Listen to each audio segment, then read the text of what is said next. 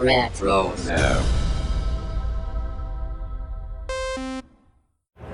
Hi, this is Emily Swallow, the Armorer in The Mandalorian. You're listening to Dennis and Jay on Podcast Stardust. This is the way.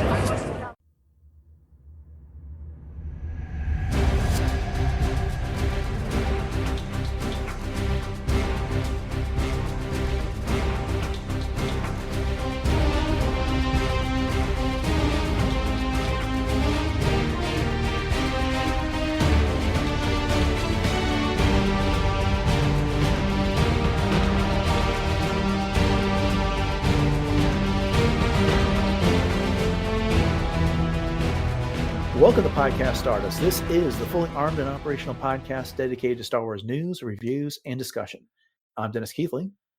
And I'm Jay Krebs.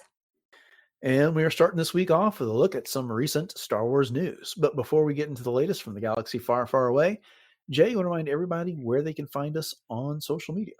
Sure. As always, you can find us very conveniently on Facebook and Instagram at Podcast Stardust.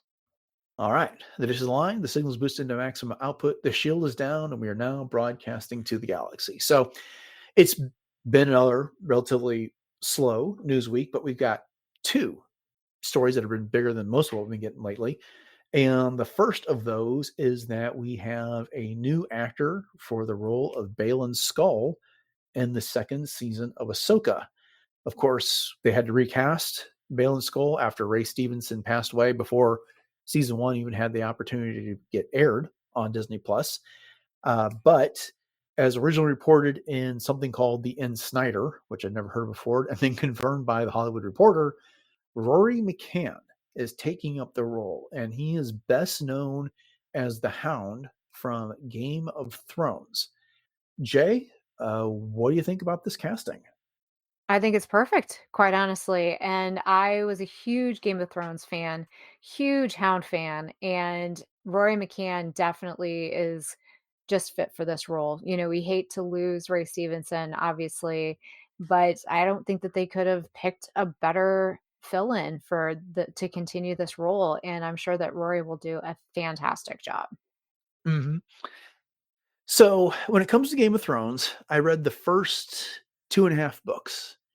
And then when it became clear that George R.R. Martin was never going to finish them, the series, I decided to stop because those things are bricks. I mean, they're thick, they're dense, whatever. When it comes to the show, I've watched the first 3 or 4 episodes of the first season.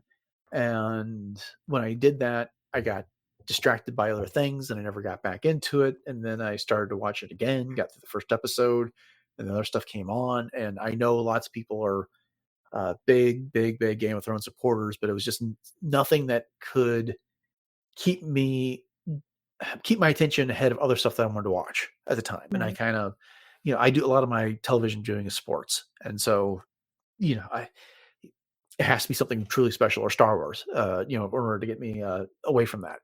So I wasn't as familiar with his work in Game of Thrones. Of course, I knew what the character was from having read some of the books. So I did a quick YouTube search for Rory McCann, Game of Thrones. One, I realized I knew who he was from the second Gladiator of the movie, which was just out this past year. He didn't have a big role. It was pretty small, in fact. But then I just kind of watched this special, which was him reflecting on Game of Thrones and all of his work there. And the character he played, the Hound, is very different than Baylan Skoll. Mm-hmm. But what encouraged me was his sense of humor.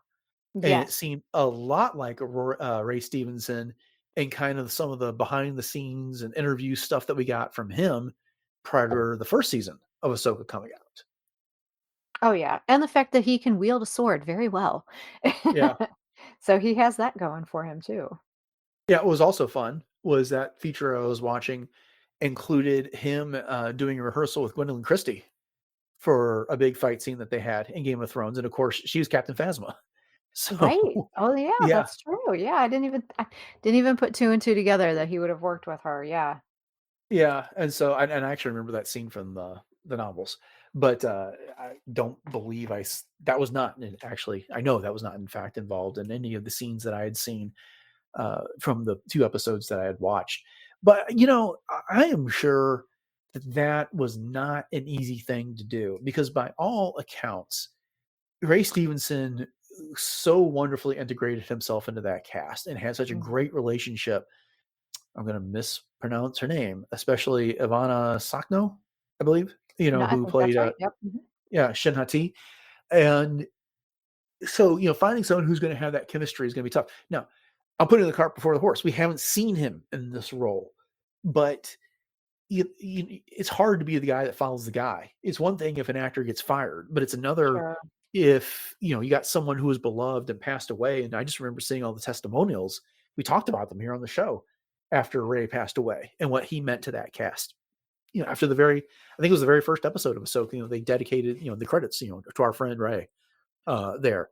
So this could not have been easy, and I'm glad that they seem to have taken their time doing that.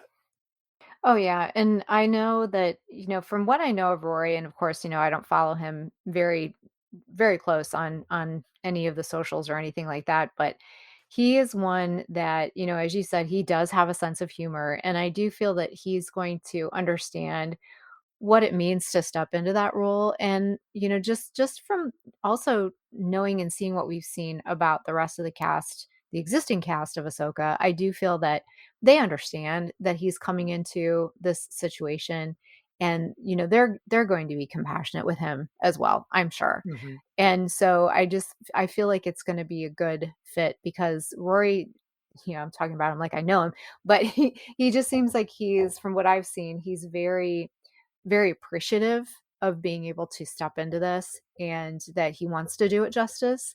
So I think it's a really, really great thing. Yeah, yeah. And so beyond the sense of humor, he's got an awesome beard. He really Yeah.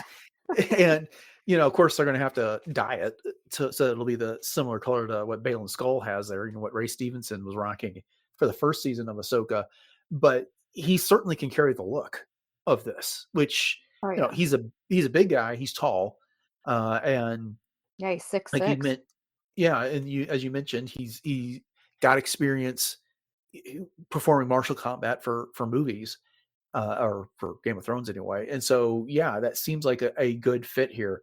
But I kept trying to envision him in Balin's robes and with his hair more white than it is dark right now. And Mhm. yeah, I could definitely see that happening. Oh, yeah, for sure. Yeah, he's also got a couple of other sword wielding types of things under his belt as well. He was in Gladiator 2 and Clash Yeah. of the Titans as well. Yeah, he didn't do a whole lot of sword wielding in Gladiator 2. I don't know if you had an opportunity to see that or not, but No, I just looked up his filmography. yeah, yeah, he was I got to see that. When was that? That would have been over Thanksgiving, as a matter of Okay, fact. And yeah, and so it's yeah, he was in it, but it was not a huge role and not combat intensive for what he had to do. gotcha. But yeah, I mean, he's got a number of credits to his life. I know I've seen Jumanji: The Next Level. I just don't remember him in it, so I'm gonna have to Mm. go back and Mhm. check that. But yeah, so it'll be fun to kind of go back and check out some of his other past work as we prepare for the second season of Ahsoka, which we don't actually know when it's coming. There's a lot of rumors going around that we should expect them to start filming this summer on it. Mhm. Mhm. So hopefully that means we get it in 2026. And if we don't, I don't know what Star Wars projects we're getting in 2026. I mean, maybe something animated, but they haven't announced anything there. And season 2 of Ahsoka is the only thing after season 2 of Andor that we know about that's coming Right, live action on Disney Plus. right. Yeah, so, whew, so many question Yeah. marks. Yeah, yeah. All right, get on it, Lucasfilm. We need more stuff. So, Yeah, but hey, we say that, but we're getting the Mandalorian and Grogu next, May of 2026. So we'll have something to keep our attention for a while. There'll be a lot of discussion around that. indeed. Okay, so the next thing that we've got, the only other story we've got in this week's news is that we got an excerpt from The Mask of Fear, which is the first book in the Reign of Empire trilogy. This one's written by Alexander Freed. It'll be arriving on February 25th, and it features a conversation between Mon Mothma and a senatorial friend. ally, I'm not sure, known as Lud Murai. Did you get a chance to check this out? I did, yeah, and she definitely seems like she's very comfortable around this lewd, for sure. Yeah. Yeah. What'd you think of the excerpt overall? Well, I thought it was really good setting up for what we're gonna be getting, which I didn't realize as I'm looking at our notes, and you just mentioned coming out February 25th. Wow, that's right around the corner for Yeah. sure. But this is definitely setting up that intrigue of what's going on at the time of establishing the rebellion, essentially, and what the mood is like in the galaxy, especially towards people like Mon Mothma. But then there's also a lot of people behind the scenes that are supporting her as well. And so it was, yeah, they even mentioned like the delegation of 2000 in there. And there was just a lot of fun little references that way. And then the ending was very interesting as well. We've never seen anything like that with the way that the message was delivered to Mon. Right. Right. Mhm. Yeah. My reaction to this is kind of mixed, to be honest with you. I mean, I'm not gonna pretend that I'm the biggest Alexander Freed fan. I liked his novelization of Rogue One, and we've talked about Alphabet Squadron, which is that trilogy that he wrote, which is a very, very gritty version of Star Wars. And of course, he also wrote the Battlefront novelization Mhm. as well. And that's fine. There's a lot of people that do prefer that gritty, real war, real war feel. It's hard to say for their books and things like that. I'm more about the space opera and the adventure when it comes down to it. And so that didn't resonate with me as well. That being said, this isn't, this scene, anyways, that we got is not a war scene by any stretch of the imagination. And it's not Yeah. diving into a lot of the psychological stuff that I found challenging to get through in the Alphabet Squadron trilogy. Some people lapped up, but for me, it was hard. Well, Sometimes, yeah. yeah, it kind of got hit close to home, with some feelings at some times. But anyway, that aside, it certainly does set up some intrigue. And right off the top, we got this discussion between Lud and something that happened or had to do with Hesperidium. And they kept talking about that like we were supposed to know what it was. Right? I looked it Yeah. up. Did you have any Okay. idea what that was? No, I had no idea Okay. at all. I just figured, Y- Mon gets around with all of her senatorial kinds of things that, you Yeah. know Well, it's one of the moons of Coruscant. Oh, So, okay. okay. And I remember, so I looked that up on Wikipedia, and that's where it told me. And so it's been brought into canon, at least here, if not otherwise. But I was trying to think back. In the new Jedi Order series, didn't the Vong destroy all the moons of Coruscant? Oh, yeah. Yeah, and they turned them into rings around that planet Mhm. Mhm. to try Like and living coral. Mhm. yeah, to because they wanted to replicate Yuzan-Tar, their homeworld, and so they were modifying Coruscant, and that's one of the things they did. So there was that. One of the other things that stood out to me was, of course, this conversation that Mon Mothma has with Lud, and she concedes 2 minutes to him where he could just talk about some concern that he has. And as you pointed out, there's this reference to the delegation of the 2000, which was something that got excised, Revenge of the Sith. It was a movement led by Padme that was trying to petition Palpatine before he became emperor for certain rights and things like that because so much control had been ceded to Palpatine over all this. And Lude is saying that, what you're involved in right now is not even that. That was a inspirational, but perhaps foolhardy move. But now you're building a coalition outside the people that you usually align yourself with. And the group that you're talking to are the rich and powerful. Right. And he's trying to warn her because he's identified Palpatine as a populist who appeals to the masses because he's cracked down on the corporations. He put an end to the Clone War. And she's not going to gain a whole lot of traction with this movement if she is allying herself with the rich and powerful of the galaxy.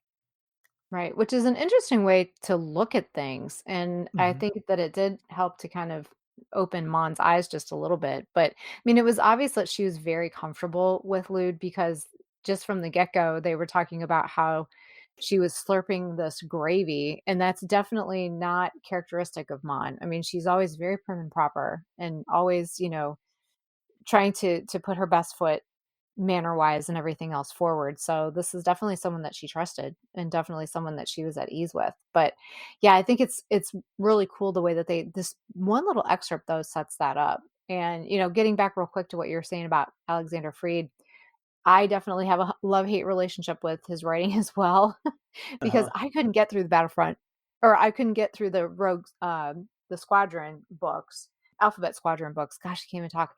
But he did write the Rogue One novelization, which I loved, and Yeah, Battlefront was yeah, pretty good. But yeah. Like that was the first thing. Yeah, I brought up. I remember that, and I thought he did yeah, a great job. But that wasn't really his own. That wasn't his own idea. He stories, right? adapted a script Mhm, for mhm, that.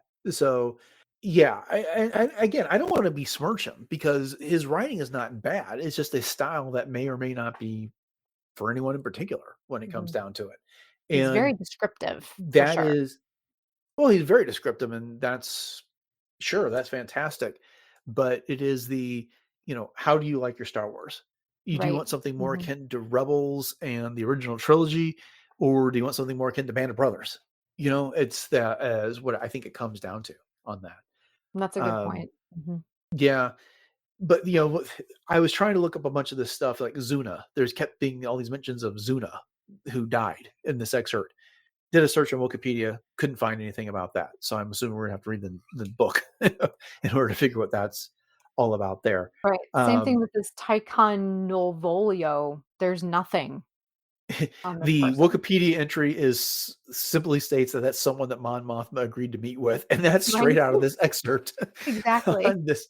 Yeah, but you kind of teased the way that she got that message passed to her. So she walks out on that meeting with Lud, and Lud, we'll have to wait for the audio version to come out, I guess, before we There know you how to go. pronounce that one.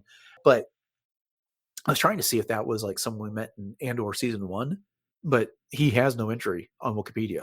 Uh, Exactly. so anyway, so yeah, she walks out of that meeting because she does get offended by what he's saying, and on her way back to the tram, subway, whatever it was, so she runs into someone who grabs her arm and puts something on it that starts to give her an itchy rash. But they describe it as a tattoo. It's almost technological. It spells out a message for her that, first it says Tycon Nu Volio will speak to you, and then it changes to no observers, no spies before it falls off onto the floor in a puddle. Yeah. I thought that was actually pretty cool. That was a pretty neat bit of spycraft right there. Oh, for sure, and I've never seen that in Star Wars before, at least not to my recollection. Have you? No, no, as far as I know, this is something Very brand new cool. to Star Mhm. Wars. Yeah. And a But little again, freaky because when it first started, you thought maybe she got poisoned because it was obviously from the person that she almost tripped over and they grabbed her wrist, and yeah. that's how they transmitted it. But yeah, I thought that was pretty cool. Yeah, and he even makes mention in that excerpt that, she thought she was witnessing her own assassination at first, but once she got over that, she was fine. And, Mhm. someone knocks on her door, checks on her, she's like, "Oh, I'm sorry, I dropped something," and yada yada. She plays it all off. So it's intriguing, and I'm looking forward to reading this book because I read all of the books. Yeah, truth be told, so I'll be curious to see what they end up doing with this entire story. But it sounds like there's going to be a very, very, very healthy dose of politics in this Yes, based on for all that. sure. So, But I mean, it's kind of the nature of the beast, really. And this will definitely wet our whistle for Andor and everything coming up too. And I did look it up, and the narrator for the audiobook is going to be January Lavoie. oh, So good. She's yeah. good. Mhm. I like her work. So, Same. Yep. okay. Okay. Yeah, I was just checking out the Troith was a planet that was mentioned in there, and that is another Alexander Freed creation. Okay. So, yeah, More power to you, Mr. Shadowfall. Freed. Yeah. So I'm checking. Is that one of the? I think that's one of the Alphabet Squadron books. Yep, it is. It's the second one. So he's Okay. made reference to his own work, but you can do that when you are a prolific Star Wars author. So, Absolutely. all He's right. Well, already that's what we prolific. got. this week for Star Wars news. It's not a lot, but I did enjoy getting to talk about Rory McCann and his casting there Mhm. as Baylan Skoll. I'm glad. If nothing else, that gives us a little bit of hope that Ahsoka season 2 is actually going forward and Right. likely soon. And since we didn't know what, if anything, we're going to be getting anytime soon as far as Disney Plus content for Star Wars goes, that's a really good sign. So, Mhm. okay. Well, with that, just want to say thank you all for listening to this episode of Podcast Stardust and our discussion of recent Star Wars news. We hope you've enjoyed it. And if you haven't done so already, if you would go ahead and subscribe to the podcast so you'll get all of our future news episodes as well as all the other content that we put out here. We have 3 shows per week doing news and discussions, episode reviews, and the like. And you could also catch more of us over at richardsapp.com, where our entire back catalog of more than 800 shows is available, as well as some other great shows on the podcast network covering everything from Marvel to animation, Dune, collecting, and a whole lot more. And again, if you want to do things like leave ratings and reviews, again, that'd be greatly appreciated. Jay, you remind everybody one more time what our social media contacts are and where else we've set up shop on the internet. Sure thing. And I just want to say hello there to all of our new listeners. And of course, welcome back to all of our faithful as well.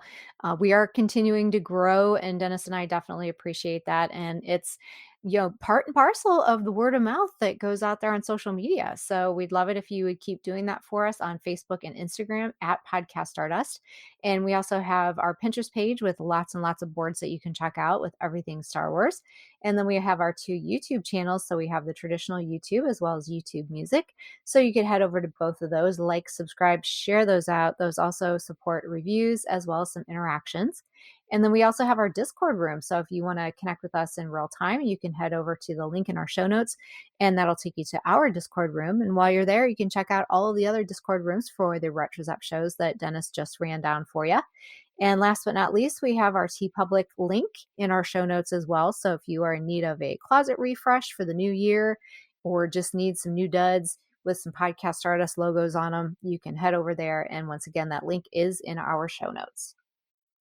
All right, Jay, I know you're starting to ramp up with cosplay. So what do you got going on this early part of the year?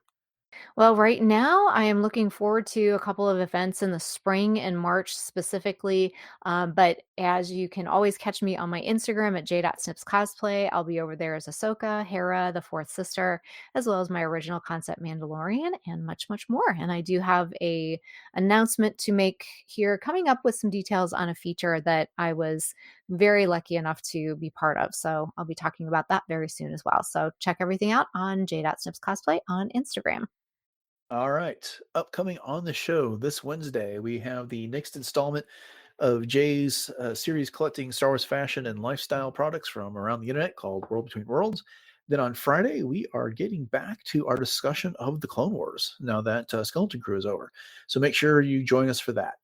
Thanks for listening to episode 837 of Podcast Stardust, everyone. Have a great week. And until next time, may the Force be